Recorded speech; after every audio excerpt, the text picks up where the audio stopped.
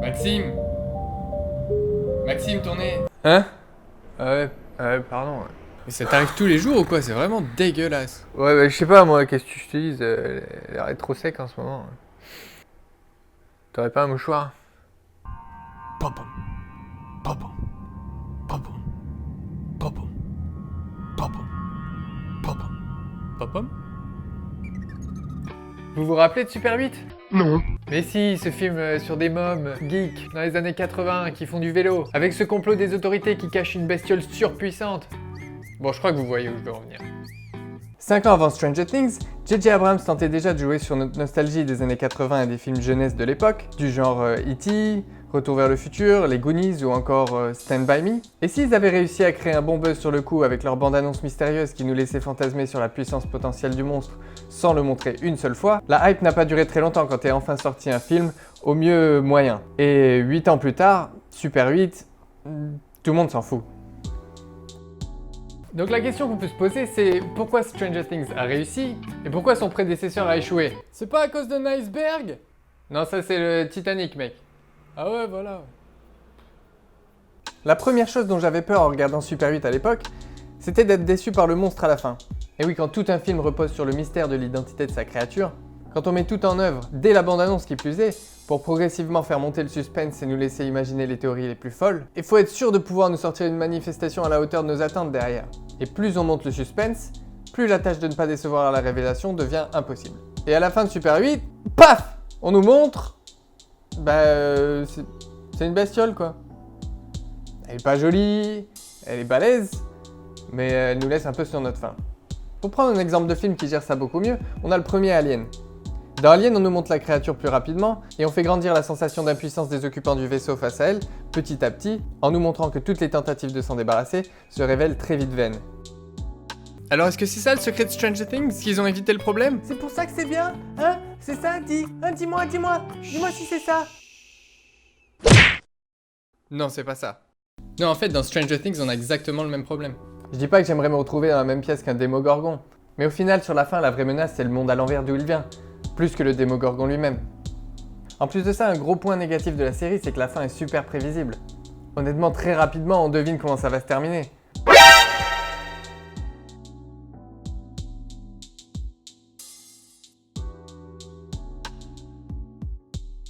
On a une méchante bébête d'un côté, et de l'autre, on a une enfant avec des pouvoirs surnaturels super puissants, mais ça lui demande un effort tel de les utiliser qu'elle saigne du nez à tous les coups. Et là, c'est pas une histoire de manque d'humidité dans l'air.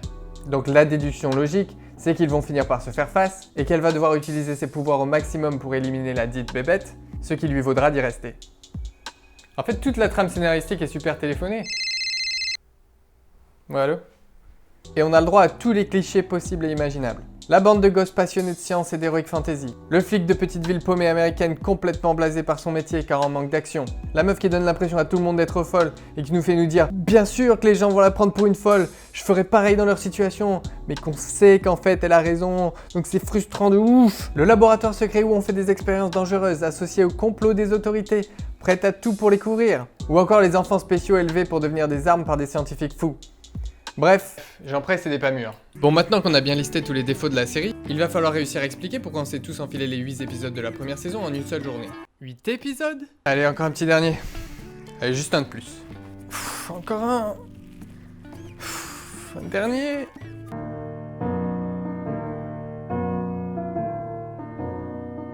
Réaliser un film ou une série basée sur une trame scénaristique principale téléphonée, ça peut se faire.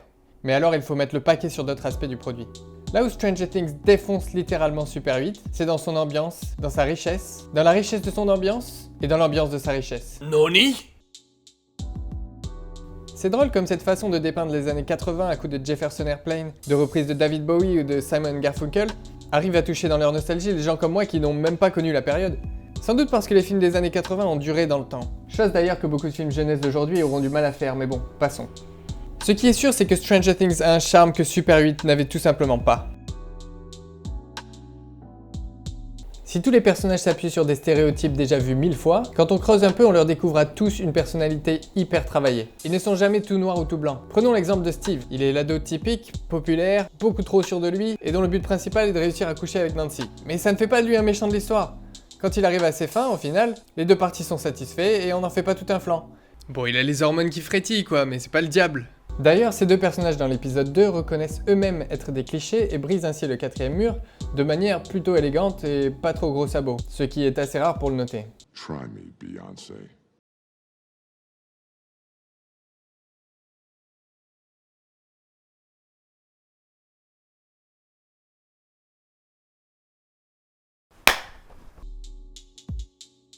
On ne peut pas nier non plus une attention soignée aux détails en tout genre, ce qui crée, avec grâce, une illusion de réalisme et renforce notre identification au personnage. Je parle de tout petits trucs qui consciemment nous passent inaperçus, comme par exemple Mike qui répond à sa mère qu'il arrive en hurlant comme un ouf avant de reprendre paisiblement sa conversation avec Eleven.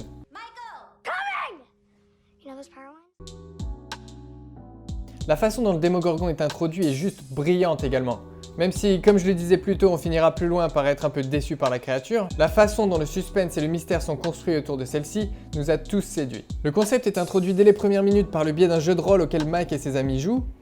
Ils sont déjà terrifiés quand le monstre se pointe dans leur jeu, alors quand plus tard Mike demande à Eleven, Qui est poursuivi par des hommes mystérieux. qui la mettent en danger de mort, et qu'elle nous fait comprendre sans un mot, simplement en utilisant les figurines de leur jeu de rôle, qu'ils ne sont rien comparé à la menace qui pèse sur eux tous. Et entre parenthèses, quand en fiction on arrive à faire comprendre quelque chose sans aucun mot, souvent on a tout gagné. BOUM! C'est clair, c'est flippant. En gros, c'est grand. Grand. Et c'est donc pour ça à mon sens que cette série a eu le succès qu'on lui connaît. Enfin ça c'est pour la saison 1. Mais qu'en est-il de la saison 2 ? Après une première saison qui se serait très bien suffi à elle-même, ils étaient quand même bien obligés d'en faire une suite. Je vous laisse deviner pourquoi.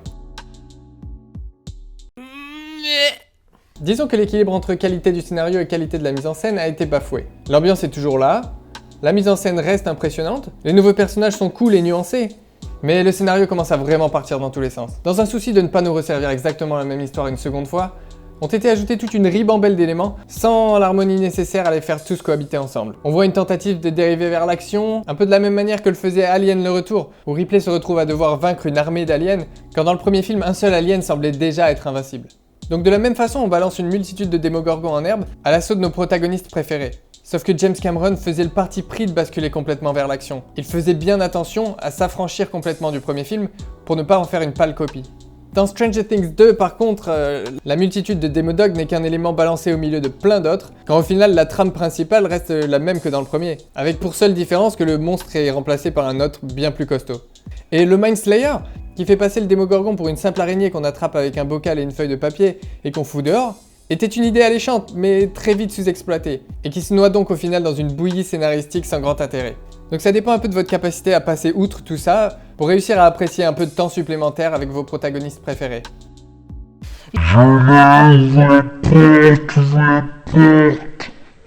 Donc j'imagine que ma conclusion c'est un truc du genre... le scénario... c'est pas si important.